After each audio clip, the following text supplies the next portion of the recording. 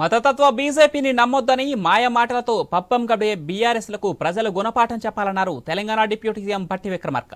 ఖమ్మం జిల్లా వైరా నియోజకవర్గంలోని కొణిజర్ల మండలంలో కాంగ్రెస్ లోక్సభ ఎంపీ అభ్యర్థి రామసహాయం రఘురామరెడ్డికి మద్దతుగా కొణిజర్ల వైరాలోని ప్రధాన సెంటర్లలో రాష్ట్ర రెవెన్యూ మంత్రి పొంగిరెడ్డి శ్రీనివాసరెడ్డి, వైరా ఎమ్మెల్యే రామ్దాస్ నాయక్తో కలిసి రోడ్ షో నిర్వహించారు. విపక్షంలో కూర్చున్నాక కేసీఆర్కు అన్నదాతలు గుర్తొస్తున్నారని విమర్శలు గుప్పించారు. రఘురామరెడ్డి ప్రజాసేవకై పాటుపడే వ్యక్తి అని భారీ మెజార్టీతో గెలిపించాలని కోరారు. కేంద్రంలో ఇండియా కూటమి అధికారంలోకి వస్తుందని, బీజేపీకి ఓటమి తప్పదని చెప్పుకొచ్చారు భట్టి విక్రమార్క. ఒక గజం స్థలం ఇవ్వలేదు, ఒక ఇల్లు శాంక్షన్ చేయలేదు, వైరా పట్టడానికి ఒక రూపాయి కూడా ఇవ్వలేదు. అటువంటి పెద్ద మనుషులు మళ్ళీ వైరా మీద నుంచి పోతూ మాకు ఓటేయండి అని అడుగుతున్నారు. సిగ్గుందని నేను అడుగుతా ఉన్నాను. వాళ్ళని ఆలోచన చేయండి. అటువంటి పార్టీలు దరిదాపులు కూడా రానియొద్దని చెప్తూ వారితో పాటు భారతీయ జనతా పార్టీ నరేంద్ర మోడీ గారు ఈరోజు దేశాన్ని అమ్మకాన్ని పెట్టారు.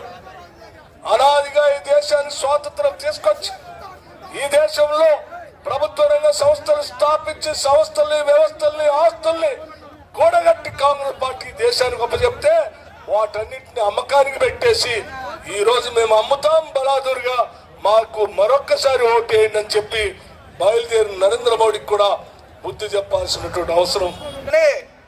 6 గ్యారంటీలలో 5 గ్యారంటీలు అమలు చేశారని మనం చేస్తున్నాను.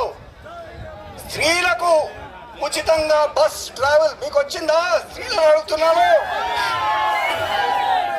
అదే విధంగా గ్యాస్ సిలిండర్ 500 రూపాయలకు 200 యూనిట్లు కరెంటు ఉచితంగా అందజేసినది అని మనవి చేస్తున్నాను.